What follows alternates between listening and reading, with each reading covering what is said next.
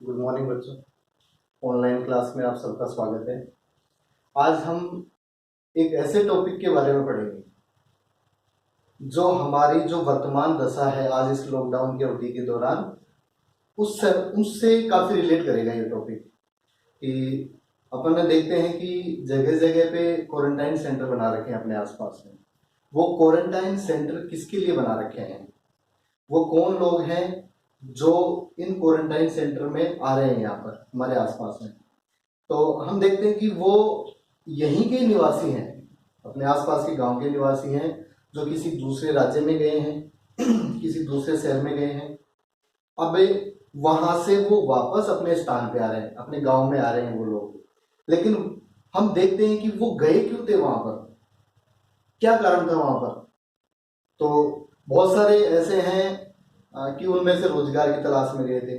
बहुत सारे उनमें से ऐसे भी हैं जो उच्च शिक्षा प्राप्त करने के लिए गए थे। उनमें से बहुत से ऐसे हैं कि अपने घर में परिवार में किसी का इलाज करवाने के लिए गए थे और लॉकडाउन की अवधि के दौरान वहां पर फंस गए।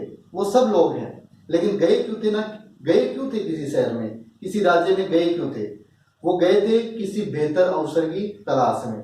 तो यहाँ पर जब हम लोग एक स्थान से दूसरे स्थान पे जाते हैं बेहतर अवसर की तलाश में किसी भी काम के लिए, तो इस प्रवृत्ति को कहा जाता है प्रवास।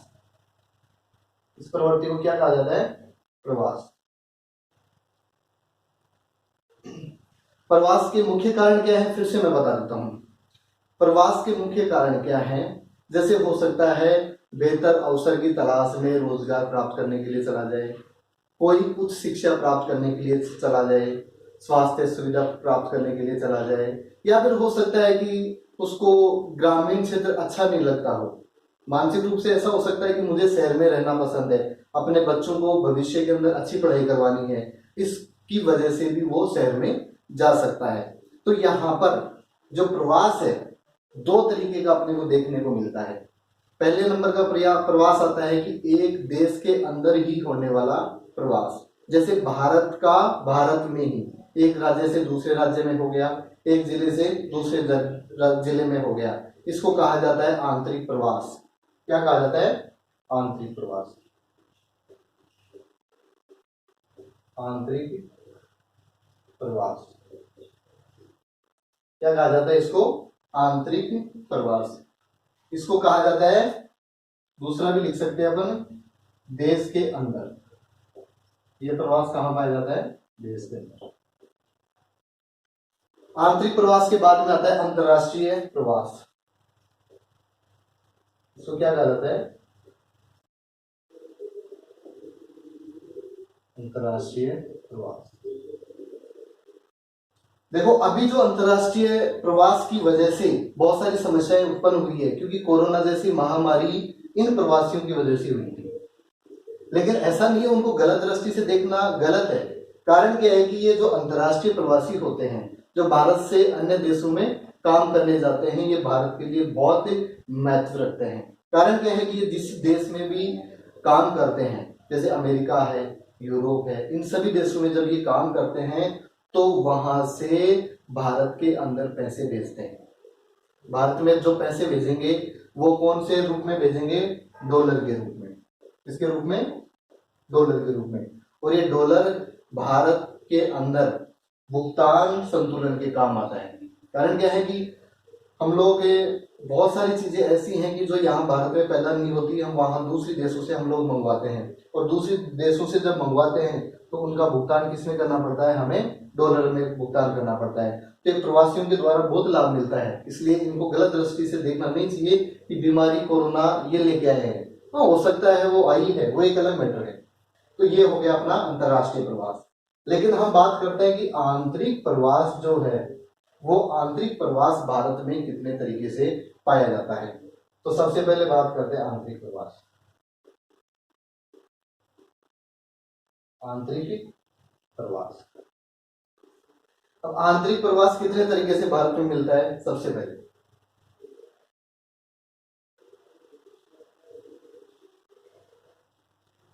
ग्रामीण से ग्रामीण प्रवास। देखते हम एक गांव से दूसरे गांव में होता है, दूसरा क्या है,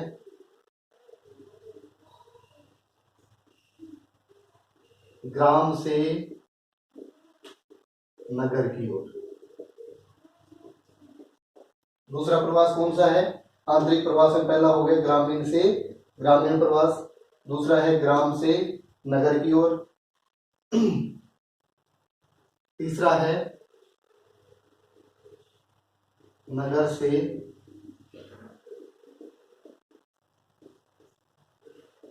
ग्राम की तरफ। ठीक है, और चौथे नंबर का आता है नगर से नगर की तरफ। ये प्रवास यहां पर हमें देखने को मिलते हैं। तो सबसे पहले बात करते हैं बच्चों ग्रामीण से ग्रामीण जो प्रवास है उसके बारे में। ग्रामीण से ग्रामीण जो प्रवास होता है वो भारत के अंदर सबसे ज्यादा पाया जाता है, और इसके मूल कारण में हम बात करें तो ये आता है सामाजिक कारण। सामाजिक कारण क्या है इसमें, कि महिलाओं का जो विवाह होता है किसी पुरुष से, तो महिलाएं क्या करती है, एक गांव से दूसरे गांव में जाती है, यही होता है। इसलिए भारत में विवाह की वजह से, विवाह के कारणों की वजह से ग्रामीण प्रवास ज्यादा मिलता है। ठीक है, तो मुख्य कारण ये हो गया इसमें। ग्राम से नगर की ओर प्रवास, ग्राम से नगर की ओर प्रवास क्यों होता है, हम बात करते हैं कि चीज को।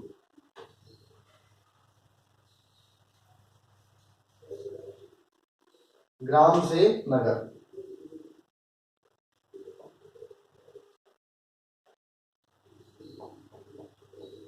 ग्राम से नगर की तरफ प्रवास क्यों होगा,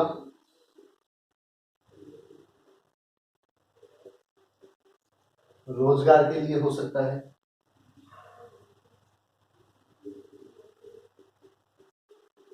शिक्षा के लिए हो सकता है, तीसरा पॉइंट है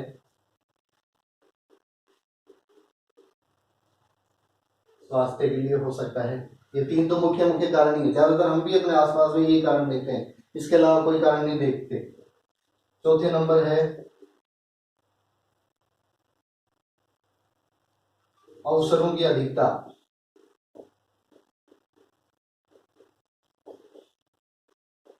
वहां पर हमें रोजगार एक से अधिक प्रकार से मिल सकता है, अलग अलग क्षेत्रों में रोजगार मिल सकता है, क्योंकि सभी व्यक्तियों में काम करने की जो कैपेसिटी होती है, अलग अलग तरीके से काम करने की सबकी अलग अलग होती है, तो वहां पर अवसरों की अधिकता ज्यादा मिलती है। ये मुख्य कारण है ग्राम से नगर की ओर। अगला कारण है, अगला तीसरे नंबर पे आता है नगर से ग्राम की ओर। ये बहुत ही कम पाया जाता है।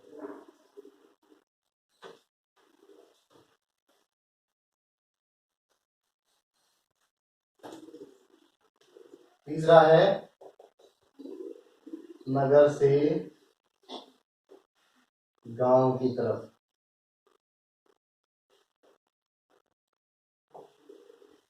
तो ये जो प्रवास होता है ये कम पाया जाता है। किसी व्यक्ति को हो सकता है गांव में रहना पसंद हो तो ही वो ऐसा प्रवास करेगा, जिसको अच्छा स्वास्थ्य चाहिए, क्योंकि गांव की जो वायु है बिल्कुल साफ होती है, शहर का जो वातावरण है काफी प्रदूषित होता है, पर्यावरणीय समस्याएं वहां पर ज्यादा होती है। तो किसी की मानसिक भावना ऐसी आ जाए कि मुझे साफ गांव में रहना है, अपना खुद का घर बनाना है, वहां साफ सफाई से रहना है, सही तरीके से रहना है, अच्छा मुझे ग्रामीण परिवेश चाहिए, तो यहाँ पर वो व्यक्ति जा सकता है। लेकिन ये कम पाया जाता है, ऐसा देख हम भी अपने आसपास में ऐसा देखते नहीं है कि कोई उदयपुर से गांव में आके बसने के बस गया, या फिर कह सकते हैं कि जयपुर से आके गांव में बस गया। कोई जयपुर का बड़ा व्यापारी था, खूब अच्छी नौकरी करता था, और उसको छोड़ छाड़ के कहा गांव में आके बस गया, ऐसा हमें देखने को नहीं मिलता। अगला आता है चौथे नंबर का नगर से नगर की तरफ। यह प्रवास भी मिलता है, कारण क्या है, जैसे कोई सर्विस पर्सन है जिसकी नौकरी लगी हुई है, उसका यदि ट्रांसफर हो गया तो निश्चित रूप से उसको एक नगर से दूसरे नगर में जाना पड़ेगा, तो ये प्रवास भी यहाँ पर सामान्य रूप से मिलता है। अब बात करते हैं जो अपना मूल जो पॉइंट था, अंतरराष्ट्रीय प्रवास।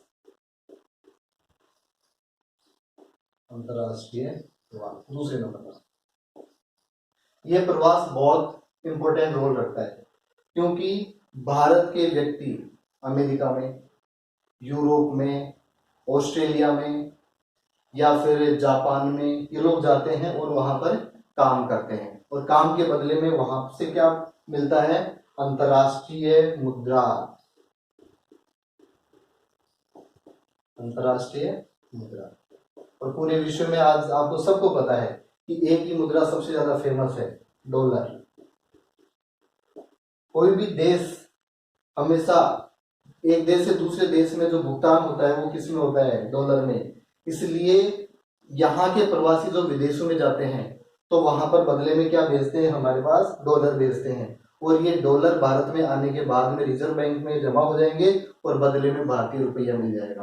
तो उससे क्या फायदा होगा, उससे फायदा ये होगा कि इन परिवारों की जो आर्थिक स्थिति है वो अच्छी रहेगी, साथ ही साथ इनकी जो ऋण अदायगी है, किसी को पैसा चुकाना है वो इस रूप में काम आ जाएंगे, साथ ही साथ इनके बच्चों को बेहतर अवसर मिलते हैं, अच्छी शिक्षा उनको प्राप्त होती है। तो ये मूल कारणों में आते हैं इसमें, और ये इनके फायदे होते हैं। अब बात करते हैं कि जो प्रवास होता है उसकी क्या क्या नुकसान है, क्या फायदे हैं। लाभ तथा हानि की बात करें तो सबसे पहले देखते हैं आर्थिक कारक, लाभ तथा हानियां। लाभ तथा हानि। तो सबसे पहले बात करते हैं आर्थिक कारक। क्या बात करते हैं, आर्थिक कारक। आर्थिक कारक तो बहुत महत्वपूर्ण है, क्योंकि भारत के अंदर भी जो आंतरिक प्रवास मिलता है उसमें भी उत्तर प्रदेश, बिहार, पश्चिम बंगाल, बांग्लादेश, नेपाल, यहाँ से बहुत सारे लोग भारत के अन्य राज्यों में जाते हैं और वहां से क्या भेजते हैं, हुंडी। हुंडी का मतलब होता है पैसा। वो यहाँ पर भेजते हैं, अपने राज्यों में भेजते हैं, अपने परिवारों को भेजते हैं, और वो परिवार क्या करता है उस पैसे का, अपना घर पर चलाता है, अपना परिवार का गुजारा करता है, उनके बच्चे पढ़ते हैं, किसी को उधारी ली हुई है तो वापस से वो लौटाने का काम करते हैं। इसलिए रोजगार की तलाश में, बेहतर अवसरों की तलाश में ये लोग आते हैं। इसलिए आर्थिक कारकों की दृष्टि से देखा जाए तो ये बहुत इम्पोर्टेंट, महत्वपूर्ण रोल अदा करता है। ये दूसरे नंबर पे आता है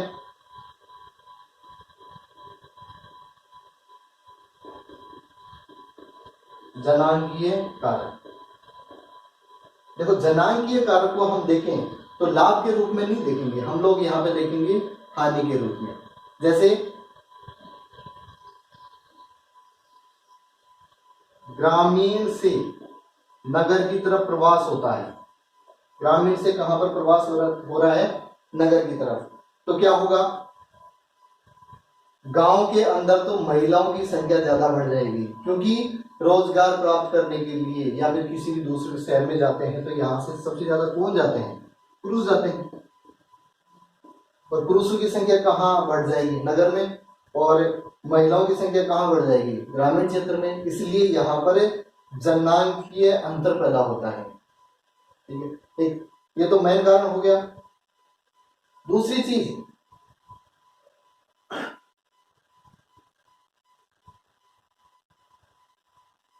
अन्य कारणों में भी देखें तो जैसे ये लोग बाहर जाते हैं और समय पे यदि रोजगार नहीं मिलता इनको, तो वो वहां कितने दिन तक रुकेंगे। तो इनको जब समय पे रोजगार नहीं मिलता तो वहां पर हो सकता है ये लोग अपराध की प्रवृत्ति में भी बदल जाए, अपराधी प्रवृत्ति की भी बदल जाए, हो सकता है कुछ तस्करी वगैरह करने लग जाए, ऐसा भी बहुत सारे ये लोग करते हैं। इसलिए तीसरा महत्वपूर्ण कारक आता है इसके बाद में, जनांगीय कारक के बाद में सामाजिक कारक क्या आता है,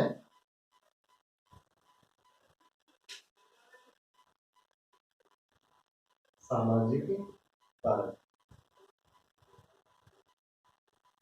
सामाजिक कारक के अंदर देखें तो सामाजिक कारक, सामाजिक कारक, तो सामाजिक कारक के अंतर्गत देखते हैं हम लोग, जैसे हम लोग या फिर कोई भी व्यक्ति शहर में गया और शहर में जाने के बाद में एक निश्चित समय तक इधर उधर घूमा, रोजगार नहीं मिला, तो लास्ट में क्या करेगा भाई, वो उसके पास किसी भी प्रकार का रोजगार मिले वो करने के लिए बाध्य होगा।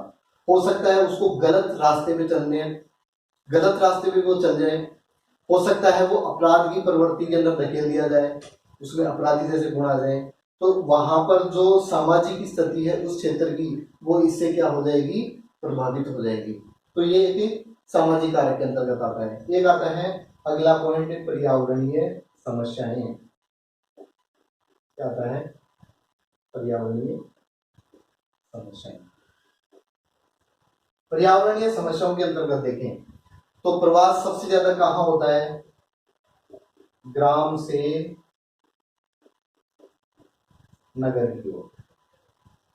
कहाँ हो रहा है, ग्राम से नगर की ओर। अब नगर के अंदर जैसे जैसे जनसंख्या का प्रवास इधर होगा, वैसे वैसे नगर की जनसंख्या क्या होगी, बढ़ेगी। और नगर की जनसंख्या ज्यादा होगी तो वहां पर संसाधनों पर दबाव बढ़ेगा। संसाधनों पर दबाव बढ़ेगा तो यहाँ पे सबसे ज्यादा क्या होगा, पर्यावरण प्रदूषण।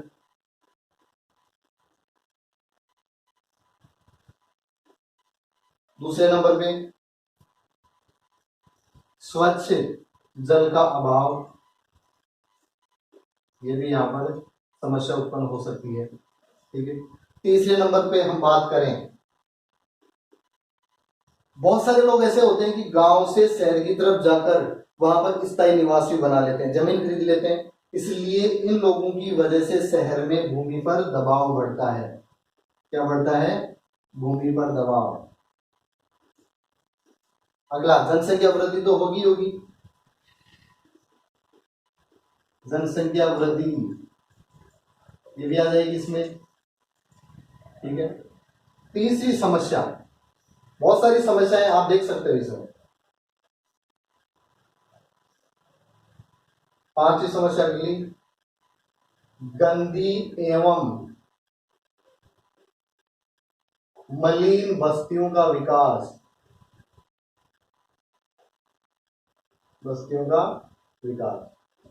देखो बच्चों, गांव से नगर में कोई व्यक्ति गया, कहाँ रहेगा वो तो पहले से ही गरीब है, तो बड़े 5 स्टार होटल में तो रहेगा नहीं, बहुत अच्छा उसको मकान भी नहीं मिलेगा।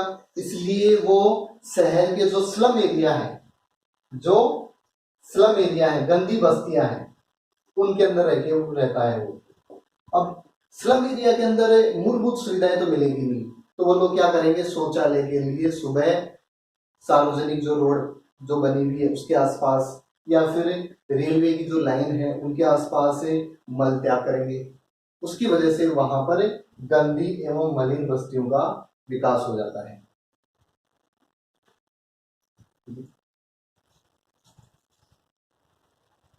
अगला और भी लिख सकते हैं इसमें, यातायात के साधनों में वृद्धि।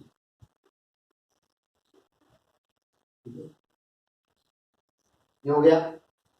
ये इस तरीके से अपने पास मूल रूप से 4 हमें पॉइंट्स देखने को मिलते हैं कि क्या कारण है प्रवास का। ठीक है। इसके बाद में हम बात करते हैं कि ग्रामीण क्षेत्र से शहर में भेजने के लिए हम लोग गांव से शहर में क्यों जाते हैं। बहुत सारे कारक ऐसे हैं कि जो यहाँ से धकेलने की कोशिश करते हैं, और बहुत सारे कारक ऐसे हैं कि शहर के अंदर अपनी तरफ बुलाने की कोशिश करते हैं। तो वे कारक जिसकी वजह से कोई व्यक्ति गांव से शहर की तरफ जाता है। कोई व्यक्ति कहां से कहां तक जा रहा है, गांव से शहर। तो गांव से जो कारक धकेलने का काम करते हैं उनको कहते हैं प्रतिकर्ष कारक। कौन से कारक कहते हैं, प्रतिकर्ष कारक। और दूसरे नंबर पे आता है शहर अपनी तरफ बुलाता है। शहर के ऐसे कौन से कारक हैं जिनकी वजह से व्यक्ति वहां पर जाता है, प्रवास करता है, तो उनको कहते हैं शहर में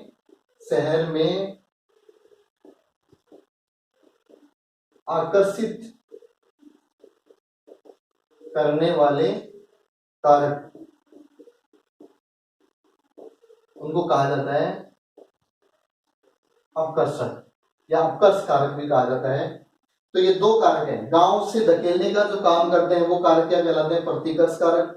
और शहर की तरफ आकर्षित करने वाले जो कारक हैं वो क्या कहलाते हैं, अपकर्ष कारक। तो हमने प्रारंभ से लेकर अंत तक क्या देखा, प्रवास क्या होता है, प्रवास कितने प्रकार का होता है, प्रवास के कारण क्या है, और गांव से शहर की तरफ और शहर से गांव से शहर की तरफ जो कारक उत्तरदायी हैं भेजने के, उन्हें कहा जाता है प्रतिकर्ष कारक, और शहर में जो आकर्षित जो करने वाले जो कारक हैं उनको कहा जाता है अपकर्ष कारक। ये एनसीईआरटी के अकॉर्डिंग कक्षा 12 का एक टॉपिक था, और यदि आपकी एग्जाम होती है तो उसके लिए बहुत अच्छा काम आएगा, तो इसका रिवीजन करें। Thank you.